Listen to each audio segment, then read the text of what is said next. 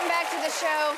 When he wasn't regaling the Boy Scouts of America with tales of orgies on the high seas, the President of the United States was expounding his other favorite theme. As the Scout law says, a Scout is trustworthy, loyal. We could use some more loyalty, I will tell you that.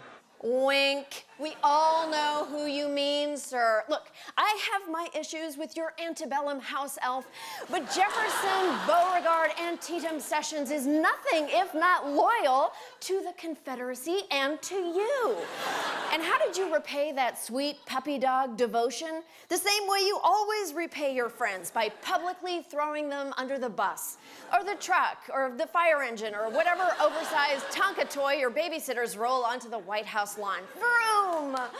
Sessions is in trouble with his boss for doing the right thing and recusing himself. But he's also in trouble with the Senate for doing the wrong thing and lying about his activities on behalf of the Trump campaign. You notice how everyone remotely connected with that campaign has had to lawyer up? Jared's got a lawyer, Ivanka's got a lawyer, Don Jr.'s got a lawyer, kind of. And Tiffany just posted a new vacation photo. Everything's coming up, Tiffany. Look, laugh all you want, but Tiffany may be the only one in Trump's orbit to avoid his spreading taint. What is the spreading taint? Don't Google it, especially not on Google Images. Oh, let me see. How can I explain it? Donald Trump is a black hole of integrity. He's a swirling, malignant vortex of deceit and dishonesty and duplicity, and anybody who goes in there is going to find their credibility destroyed. And to the right of the swirling, malignant vortex, just here, you can see Cassiopeia.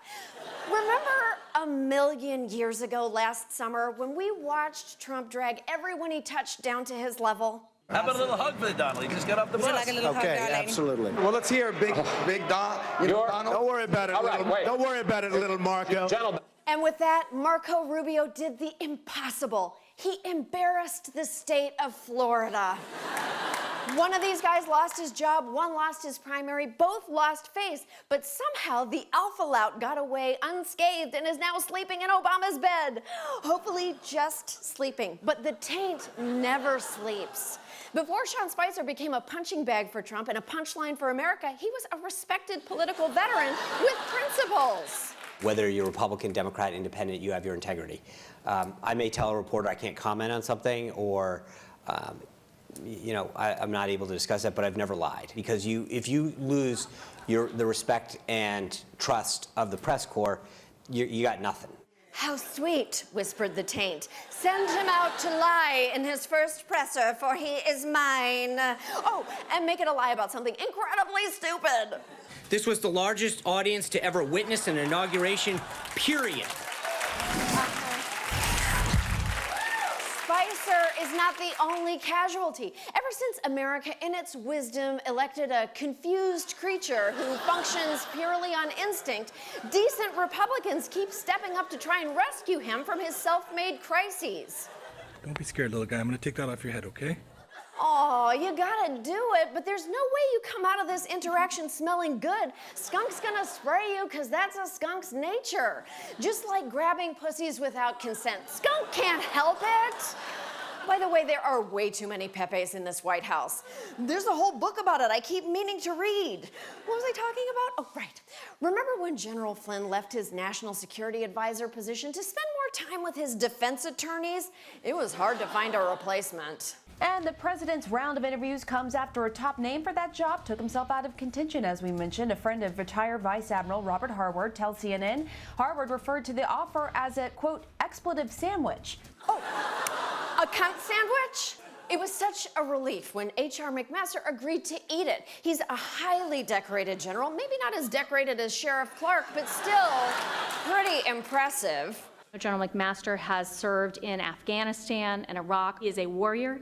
He is a scholar. He has served as a professor up at West Point and a frequent advisor to senior Army leadership. So serving as an infrequent advisor to a guy who prefers to get his briefing from 3 idiots on a couch was a step down.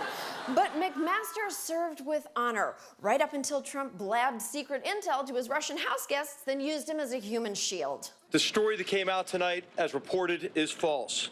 And the president did not disclose any military operations that were not already publicly known. Congratulations, General. You just won the Brown Star for Valor in the service of presidential bullshit. Also, Trump just contradicted your story on Twitter. When the taint touches you, you do things you never thought you would, like Deputy Attorney General Rod Rosenstein, who had such a sterling reputation, the Senate confirmed him 94-6. Then 2 weeks into the job, he got talked into writing a memo claiming it was his idea to fire James Comey, which Trump immediately contradicted to Lester Holt, and Mr.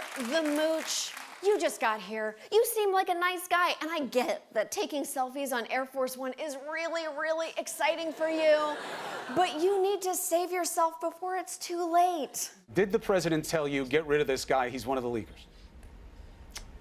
I'm not going to answer that Why? question because I just said I wasn't going to answer. Well, I know, but what happened to being straight?